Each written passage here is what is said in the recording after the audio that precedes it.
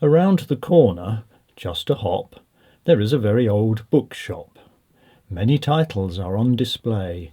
Take your pick and go and pay. The one I chose was Magic Brews. It was £5. What's there to lose? A recipe I found in there, and set to work with utmost care. It was a wild, exotic mix, Viagra and chocolate Bix, egg of hen and eye of fish. It took 3 hours to make the dish. At last I set it out to cool. Was I master chef or silly fool? I ate a piece at every meal, and now results can be revealed.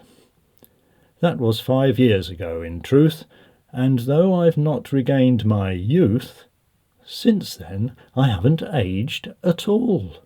Still half deaf, still half bald. The brownie worked. Now time stands still.